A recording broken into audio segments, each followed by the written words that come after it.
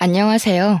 저는 다른 사연자들 연령보단 조금 어린 편일지 모를 22살 여성입니다.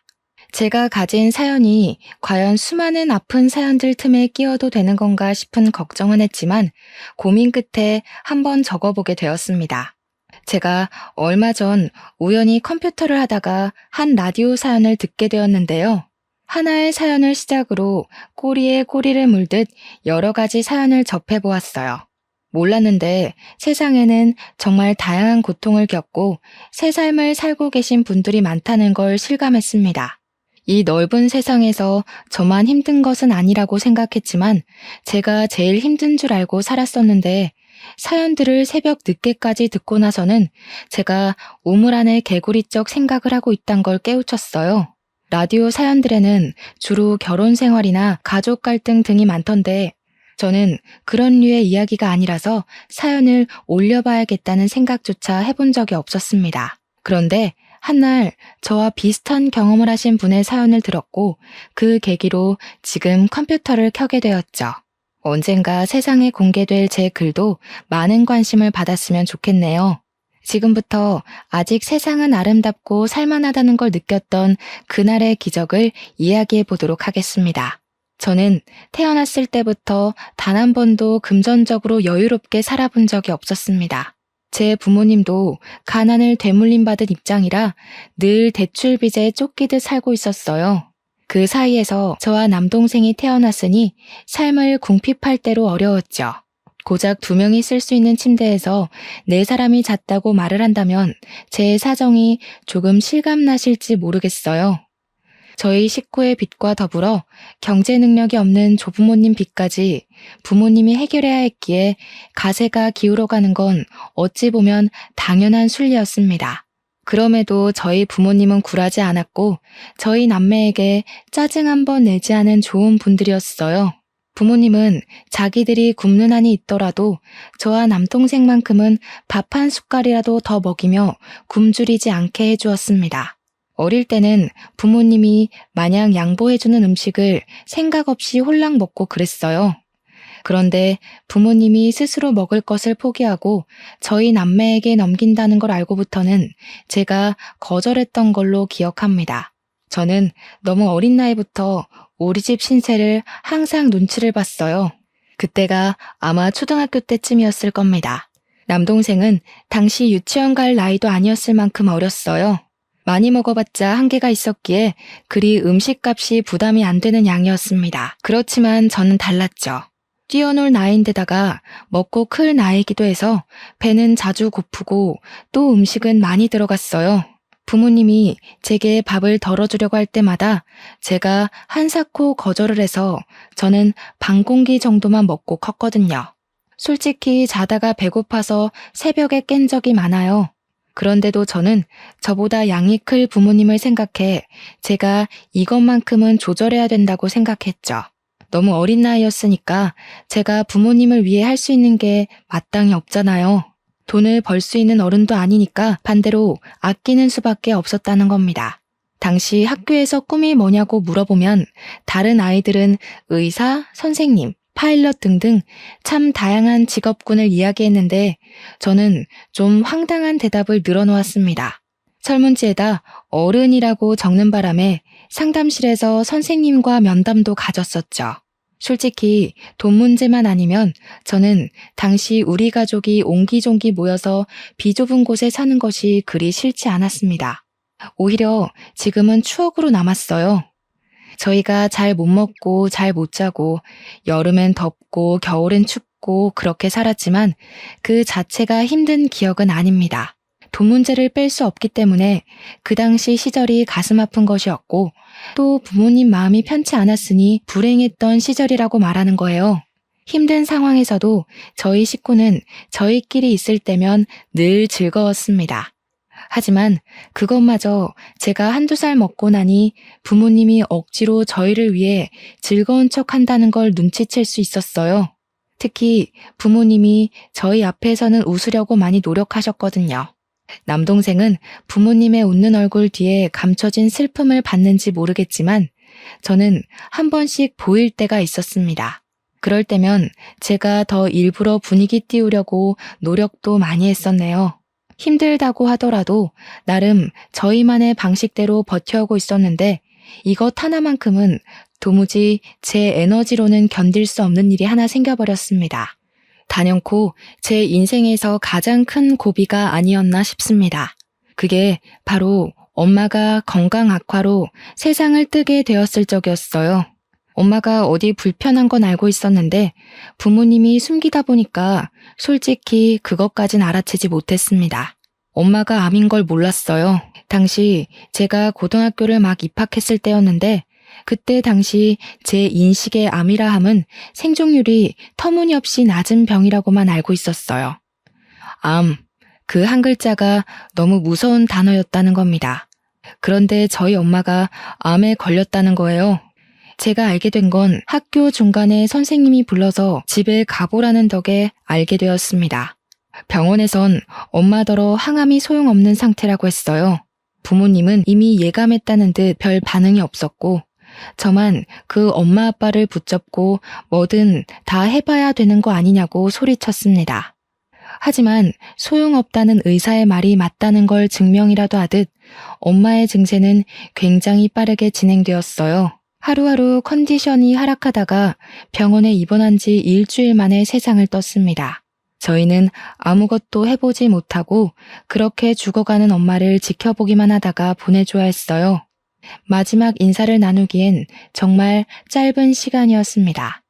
엄마와 함께 온 세월이 무려 18년이었는데 헤어지는 건 일주일도 안 되었어요. 받아들이기 어려웠습니다. 엄마 발인식에서 제가 엄마를 잡고 놓아주지 않는 덕에 시간이 좀 지체되었던 걸로 기억합니다. 엄마의 죽음으로 인해 무너진 사람은 저뿐만이 아니었습니다.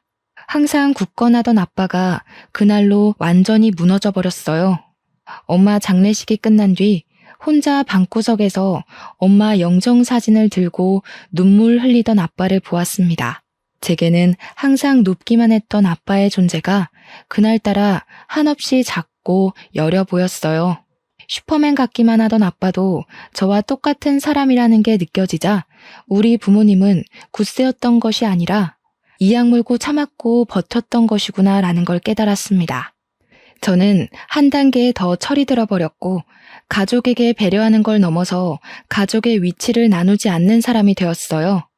부모님도 저와 같이 힘들 때 쉬고 싶고 슬플 때 울고 싶고 배고플 때 먹고 싶은 존재라는 걸 잊지 않고 기억했습니다. 저희 가정에선 두 기둥 중 하나의 기둥이 무너졌지만 세상은 저희가 마음을 추스를 때까지 기다려주지 않더라고요. 너무 힘들어도 아직 저희 남매에겐 남은 교육의 의무가 있잖아요. 학교를 가야만 했습니다.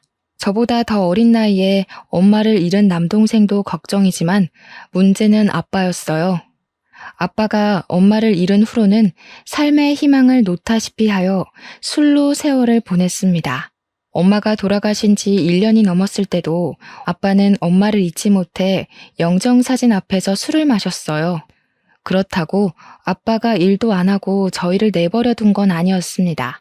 일용직이나 1급을 받을 수 있는 막노동을 하면서 퇴근길에 술을 사와 매일 밤 취해서 잠이 들었어요. 아빠 건강이 걱정돼서 한날은 술 그만 마시면 안 되겠냐고 조심스레 물어보았습니다. 아빠, 이러면 우리 불안해. 우리더러 아빠까지 없으면 어떻게 살라고. 아빠 힘든 거 알지만 우리 생각해서 술 조금만 줄이면 안 될까? 미안해 딸. 우리 장녀 아빠가 좀 못났지? 엄마가 너무 보고 싶어서 술 없이 멀쩡한 정신으로 버티기가 힘드네. 아빠가 빨리 정신 차려야 되는데 미안해. 아빠 말로는 우리를 위해서라도 정신을 바로잡아야 하는데 마냥 두 다리 뻗고 자는 건 아직 안 되겠대요. 그나마 술을 마시면 기절하듯 쓰러질 수 있어서 먹는 거라고 했습니다. 그날 이후로 저는 더 이상 아빠에게 금주하라고 말 못했어요. 아빠의 고통이 제가 가늠 못할 정도라는 게 느껴져서 못 말리겠더라고요. 그렇게 아빠는 종종 술이 취하면 한참 신세를 한탄하다가 잠이 들곤 했습니다. 저는 아빠에게 술 그만 먹으라는 대신 술동무가 되어주었어요. 같이 마셨다는 게 아니라 사이다를 가져와 아빠랑 이런저런 얘기를 하면서 회포 풀듯 놀았습니다. 아빠를 위로해주고 싶었어요. 저도 엄마가 너무 보고 싶은데 아빠는 저희 중에 엄마랑 가장 오래 함께한 사람이잖아요.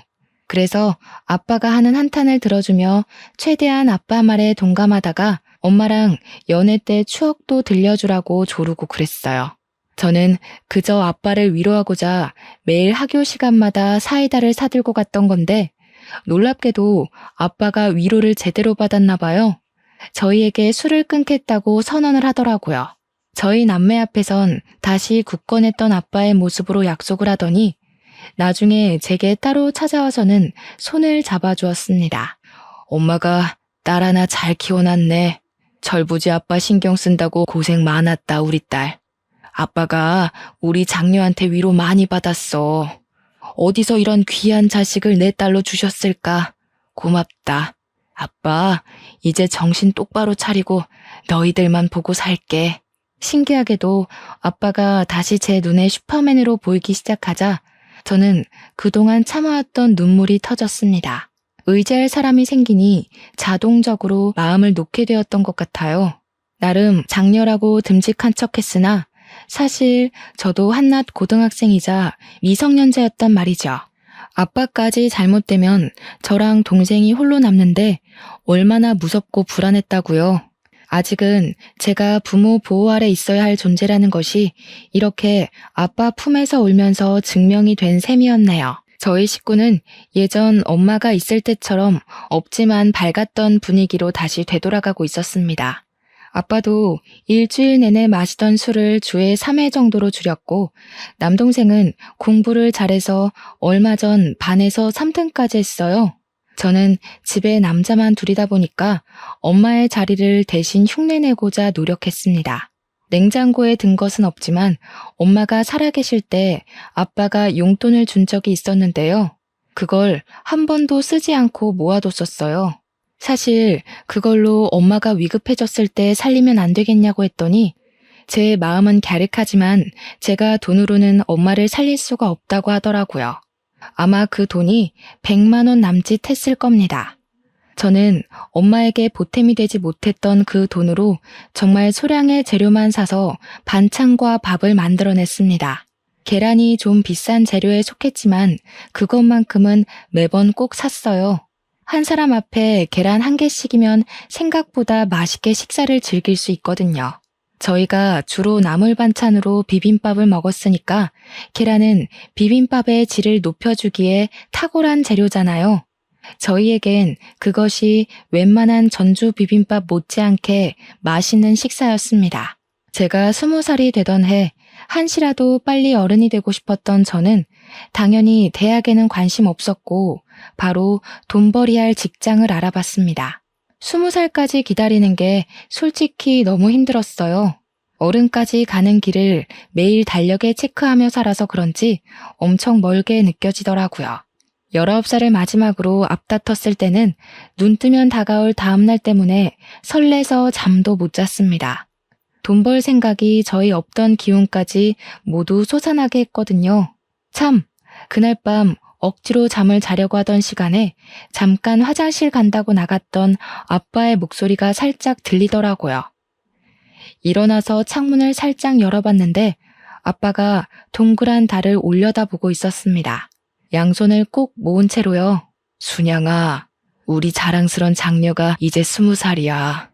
우리가 애들만큼은 부족함 없이 키우자고 그렇게 약속했는데 내가 능력이 이 정도밖에 안 돼서 우리 첫째한테 대학을 하나 못 보내줘. 참 찌질한 아빠 같지 않아?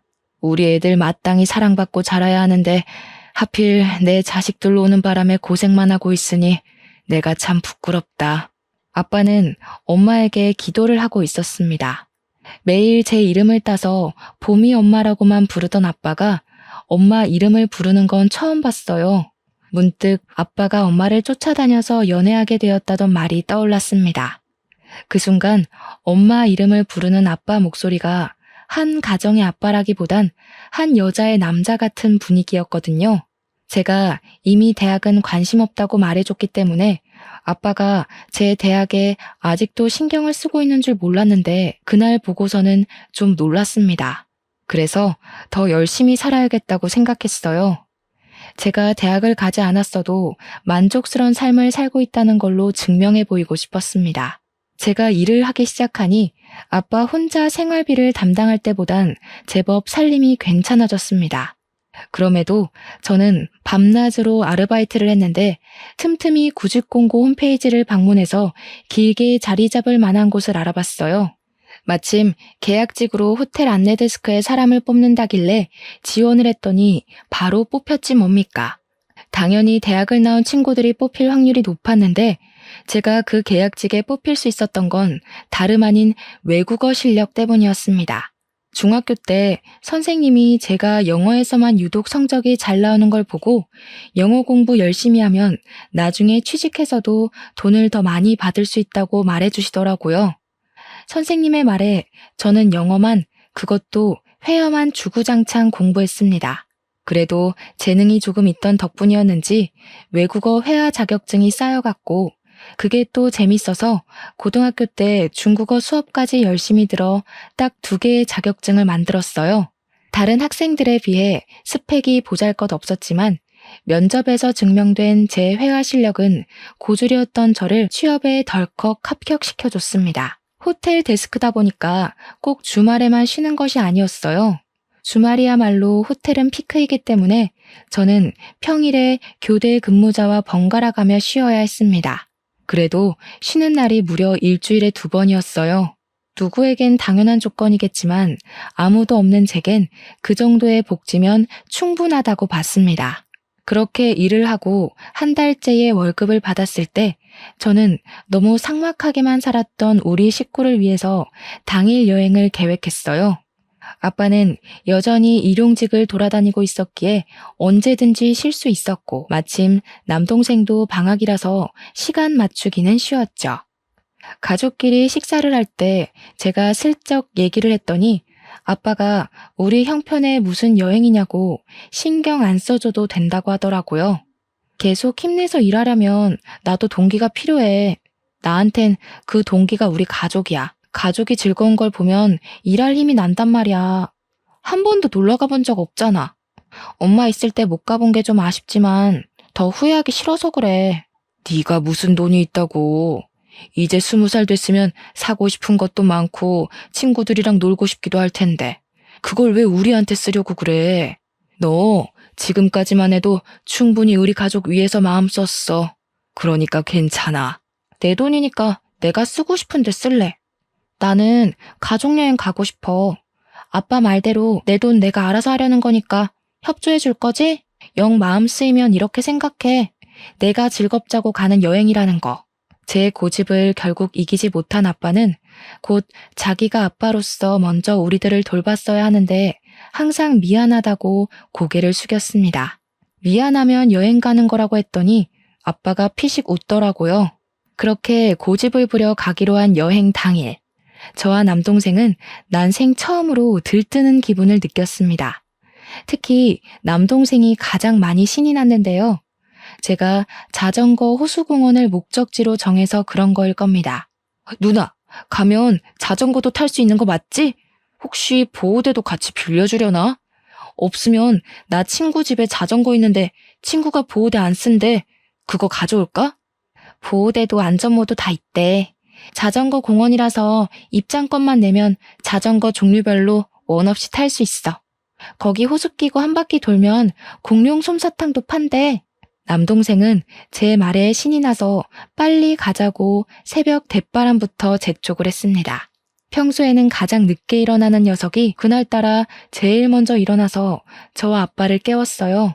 원래는 저희 집에 자전거가 없어서 남동생이 자전거를 볼 일이 없었거든요. 그런데 친구들 자전거로 연습을 했는지 어느 순간부터 자전거 타령을 하더라고요. 그걸 기억하고 있어서 저는 놀러갈 장소로 자전거 공원을 찾았던 겁니다. 저희는 그렇게 택시를 타고서 호수 입구까지 갔어요. 그곳에서 1.6km 정도는 더 가야 호수가 있는데 여기서부턴 도로가 없고 자전거를 타고 가야 된다고 해서 내렸습니다. 남동생은 여전히 들떠서 가장 빠릿빠릿 움직였어요. 저 빼고 아빠랑 남동생은 자전거를 탈 수 있었기 때문에 저는 아빠 뒤에 올라탔습니다. 그리고 저희 셋은 그대로 호수가 있다는 곳으로 달렸죠.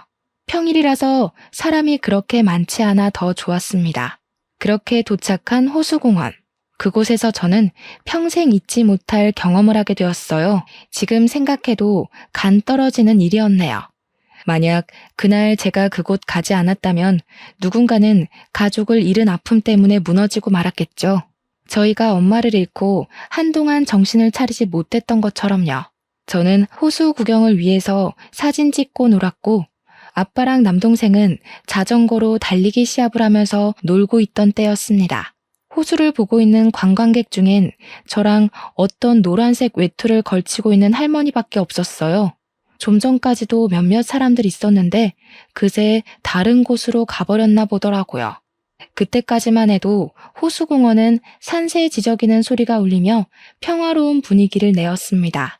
그러다 제가 찍었던 사진을 확인한다고 잠깐 몸을 돌린 사이 뒤에서 풍덩 하는 소리가 들린 겁니다. 누가 들어도 물에 빠지는 소리여서 다시 뒤를 돌아봤는데 좀 전까지만 해도 분명 있었던 할머니가 사라져버린 게 아니겠습니까? 그리고 할머니가 있던 곳엔 호숫물이 일렁이고 있었습니다.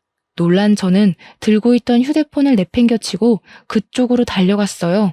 허우적거리고 있는 할머니에게 손을 뻗어 잡아당겼습니다. 제가 가까이 있었고 빨리 발견했기 때문에 할머니를 붙잡을 수 있었어요. 조금만 늦었다면 할머니가 손에서 멀어졌거나 가라앉고 말았을 겁니다. 그 몇 초의 간격 때문에 생사가 오갈 뻔했다는 사실은 여전히 제 심장을 빨리 뛰게 합니다. 할머니는 제가 건져 올리느라 씨름하는 사이 정신을 잃으셨어요. 사람이 물에 젖으면 그렇게나 무거워지는지 몰랐습니다. 상상 외로 무게가 엄청나더라고요. 아마 젖은 데다가 기절까지 했기 때문에 그 하중이 말도 못하게 강했습니다. 그래서 저 혼자 할머니를 건진다는 건 정말 힘든 일이었다는 거죠. 아빠랑 남동생은 그새 멀리 갔는지 보이지도 않았습니다. 저는 정말 이악 물고 할머니를 끌어올렸어요. 노력했지만 좀 오래 걸렸습니다. 할머니, 정신 차려보세요. 어떡해. 저기요, 여기 사람이 다쳤어요. 할머니, 일어나 보세요. 제발 정신 차리세요. 할머니는 그새 물을 많이 먹었는지 깨어날 기미가 안 보였습니다. 제가 너무 오래 시간을 끄는 바람에 저 때문에 잘못된 것 같아 무섭기까지 했어요. 그렇다고 가만히 있지 않았습니다. 학교 보건 시간에 배웠던 CPR을 실시하면서 인공호흡으로 할머니가 깰 때까지 반복했어요. 끝내 눈을 뜬 할머니는 물을 토하면서 금세 바들바들 떨기 시작했습니다. 저는 안심하기도 잠시 제가 입고 있던 가디건을 허겁지겁 벗어 할머니를 덮어드렸습니다. 그리고 주머니에 없던 휴대폰을 찾아봤어요. 바닥에 떨어져 있는 휴대폰을 주워와서 빨리 할머니 곁으로 돌아왔죠. 119에 전화를 했고 얼마 뒤 구급차가 왔는데 그 사이 아빠랑 남동생도 돌아오는 덕에 우리 셋은 할머니와 함께 119를 타고 병원으로 갔습니다. 그날 여행 솔직히 한 2시간 정도밖에 못 놀았을 거예요. 원래는 호수공원 안으로 더 들어가면 있는 식당에서 근사한 식사까지 하려던 게 계획이었는데 깔끔히 포기하고 병원행을 선택한 겁니다. 가족이 같이 있던 것도 아닌 것 같았는데 할머니만 혼자 보낼 수 없겠더라고요. 아빠도 남동생도 흔쾌히 제 의사를 따라주었습니다. 병원에 도착해서 알았는데 할머니는 알츠하이머 병을 앓고 계셨다고 합니다. 실종 신고가 들어와 있던 할머니라고 했고 병원에서 가족들을 불렀으니 걱정 말라고 고생하셨다고 하면서 그만 우리더러 집에 가도 좋다고 했습니다. 할머니는 이제 무사하다고 했어요. 저는 옷을 갈아입고 병원 침대에 누워있는 할머니에게 가서 마지막 인사를 나눴습니다. 생전 처음 사람을 구해봤다 보니까 그래도 인사는 하고 떠나고 싶더라고요. 할머니, 어디 가시면 안 되고 여기 선생님들 말씀 잘 듣고 있다가 꼭 가족 만나셔야 돼요. 알겠죠? 가족 옆에 붙어 있어야지 안전한 거예요. 가족들 지금 많이 걱정하시겠다. 좀 있으면 가족들 온대요. 저는 이만 갈게요. 알츠하이머 때문에 사람 말을 잘 인지를 못하는 건지 할머니는 제 말을 듣는 둥 마는 둥 반응했습니다. 시간을 오래 지체할 여유가 없기 때문에 저는 손 한번 잡아주고 그만 돌아가려고 했어요. 그러나 그때 할머니가 잡은 손을 놓아주지 않더라고요. 그러면서 가지 말라고 딱 한마디를 하셨습니다. 아직 가족이 온 게 아니니까 할머니 식구들 올 때까지만 옆에 있어드리자.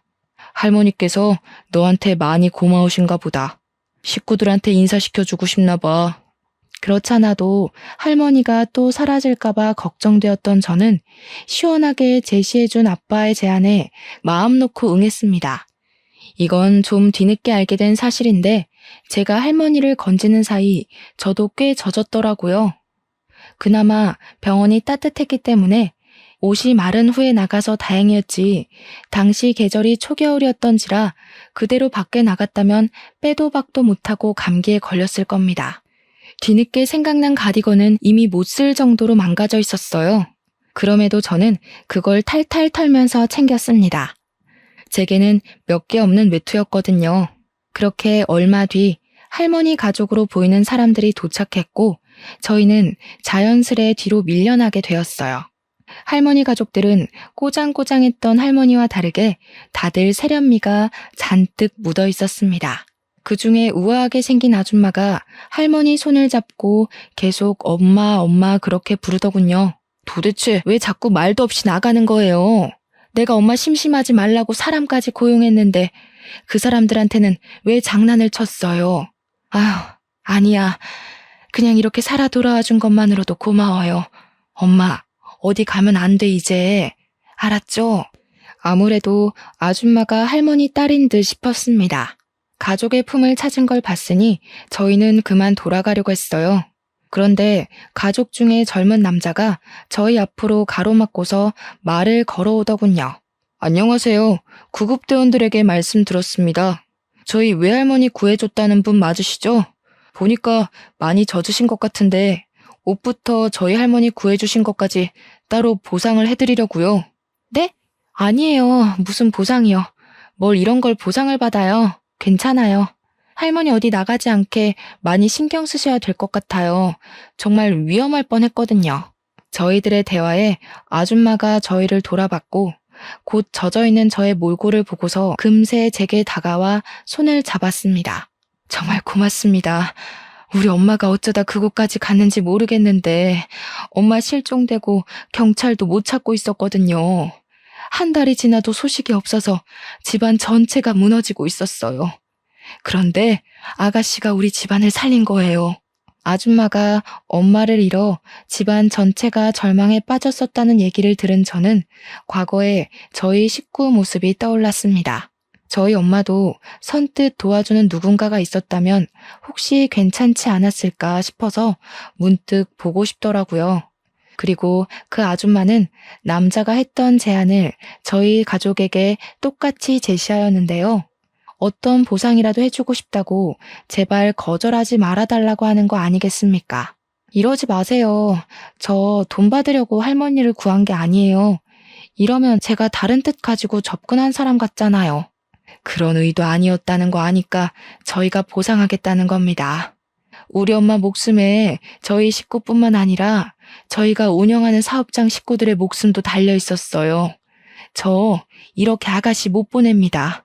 그 집 식구 전체가 저희 가족을 붙잡고 놔주질 않아서 얼마나 난감했는지 모릅니다. 그냥 하는 소리면 이미 저희를 보내고도 남았겠죠. 이 사람들은 저희에게 꼭 연락을 달라고 안 하면 찾아가겠다고 하면서까지 진심을 보였어요. 그러면서 귀가하는 것도 친히 데려다 주는 거 있죠? 차에서 내려서 감사 인사를 했더니 보조석에 앉아있던 아줌마가 따라 내려서는 한 번 더 제 손을 꼭 잡더라고요. 꼭 연락해요. 이거 그냥 하는 소리 아니에요. 알겠죠? 내가 부담스러운 거면 아가씨가 구한 할머니가 주는 거라고 생각해요. 부탁할게요. 할 수 없이 저는 아줌마의 제안에 수긍을 했습니다. 안 그러면 안 보내줄 것 같았거든요. 그렇게 다시 일상으로 돌아갔고 저는 안내 데스크로서 할 일을 열심히 했어요. 제가 있는 안내 데스크는 예약을 담당하는 곳이 아니라 주차 관리나 호텔에 관한 층수별 위치, 내부 질의를 묻는 곳이었습니다. 바쁘진 않았고 어떻게 보면 인사하는 로봇 정도의 느낌이었네요. 여느 때와 같이 그날도 각도 신경 쓰며 고객들께 인사를 하고 있었습니다. 그런데 그곳에서 지난날 제가 구해줬던 할머니 딸인 아줌마를 보았어요. 예기치 못한 만남이라 놀라서 쳐다만 보고 있었는데 그 바람에 아줌마가 저한테 오는 것도 있고 인사를 깜빡했지 뭡니까. 뒤늦게 급히 고개 숙여 인사를 했더니 아줌마가 제법 서운한 표정으로 제게 말했습니다. 왜 연락 안 했어요? 제가 아가씨 연락만 하루 종일 기다렸는데. 뒷조사한 건 미안하지만 저한텐 아가씨가 그만큼 중요한 사람이라고요. 부담스럽다는 거 알아요. 하지만 지금은 저희 엄마가 아가씨를 찾아서 이렇게 결례를 무릅쓰고 뒷조사를 해버렸어요. 웬 중년 남자를 달고 찾아온 아줌마는 제게 장황한 설명을 늘어놓으면서 서운함을 비췄습니다. 할머니가 저를 찾는다는 건 솔직히 좀 놀라운 소식이었어요. 저를 잠깐 봤을 텐데 알츠하이머임에도 당시의 일이 충격이었던지라 저를 기억하고 계신가 봐요. 할머니를 만나고 싶은 건 솔깃한 말씀이었지만 여전히 다른 건 부담스러워서 저는 또다시 거절 의사를 내비쳤습니다. 죄송해요. 저희 정말 괜찮아요. 할머니께서 몸 건강히 잘 계신다니 다행이에요. 직접 찾아뵙는 건 조금 어려울 것 같아요. 할머니께도 죄송하다고 전해주세요. 참 야무지고 욕심 없는 선량함이네요. 제 주위에는 욕망이 드글거리는 사람들밖에 없는데 드라마에서나 나올 법한 사람이 실제로도 있다는 게 놀라워요. 그래서 아가씨를 더 알아가고 싶어요. 아줌마한테 제가 굉장히 좋은 이미지인가 봅니다. 저희가 당시만 해도 얼굴 본 지 겨우 2번밖에 안 되는 사이였거든요. 그런데 저에 대해 얼마나 알고 계신다고 좋은 사람이라 보는지 모르겠더군요. 반감이 들었다기보다는 뭐든지 그냥 제가 보상받도록 설득하기 위한 게임 같았어요. 근무 시간이라 제 시간을 오래 뺏을 수 없던 아줌마는 퇴근 시간까지 저를 기다린다고 했습니다. 저와 같이 갈 데가 있다고 하더라고요.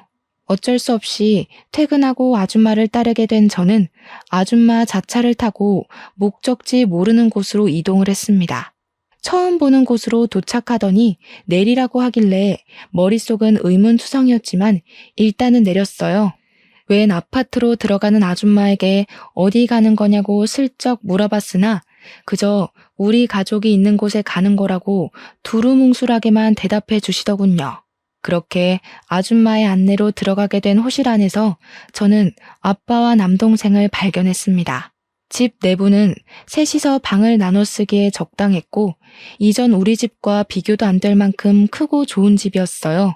거실에 풀어져 있는 짐과 가족들을 보니 순간 아줌마가 데려온 이곳이 뭔지 예상이 되더라고요. 내 보답이에요. 우리 엄마 목숨에 비하면 정말 보잘것없는 보상이지만 그 외에 내 도움이 필요하면 언제든지 연락해요. 무슨 일이 있어도 아가씨 일이라면 내가 도울 거예요. 역시나 이 집을 저희한테 준다는 거 아니겠습니까? 남동생은 이미 신이 나 있었고 아빠도 겸연쩍어 했으나 좋아하는 티가 상당히 났습니다. 아줌마가 이렇게까지 하는 이유는 그저 제가 자신 엄마를 구해준 것만이 아니었어요. 자기가 이혼 소송 중에 있는데 호텔 오너였던 할머니가 사라지는 바람에 남편 쪽에서 자꾸 호텔 지분에 장난질을 하려 했다는 겁니다. 할머니가 살아있는 걸 밝혀야만 해결되는 문제였다고 했어요. 저 아니었다면 집안 망했을 거라고 하던 게 다 그 이유였던 겁니다. 이 집은 팔든 말든 아가씨 거예요. 우리 엄마 목숨 살리고 집안의 목숨까지 살렸으니 이렇게 담례를 하는 건 사회생활에서 당연하다고 생각해요. 아가씨 딱 보니까 주기만 하지 받는 건 잘 못하는 사람인 것 같은데 인생 잘 살아가려면 받는 법 좀 연습해야겠어요. 아줌마는 혹시라도 제가 또 거절을 할까봐 옆에서 계속 설득을 했습니다. 물론 집을 받는다는 게 부담스럽긴 했지만 거절할 생각은 없었어요. 저 혼자였다면 몰라 남동생이랑 아빠가 고생해온 걸 생각하면 이걸 거절할 수가 없겠더라고요. 또다시 그 가난의 구렁텅이에 식구들을 데려다 놓는 건 안 될 일이잖아요. 무엇이 가족을 위하는 길인지 저는 똑똑하게 미래를 바라보기로 했습니다. 고맙습니다. 뭐라고 감사의 말씀을 드려야 할지 모르겠네요. 제가 좋은 일에서 받는 선물이라고 생각할게요. 말씀하신 것처럼 할머니가 주는 선물이요. 드디어 고집을 꺾었네요. 나야말로 받아줘서 고마워요. 참, 안내원 계약직으로 있는 것 같던데. 아가씨 이력서 보니까 외국어 실력이 좋더라고요. 내일부터 인포에 들어가 볼래요? 네? 거기는 정직원만 갈 수 있는 걸로 아는데요. 저는 아직 계약직 일한 지 1년도 안 됐어요. 배울 것도 많고 지금도 충분히 만족하고 있어요. 그런데 왜 그런 걸 아줌마가 물어보세요?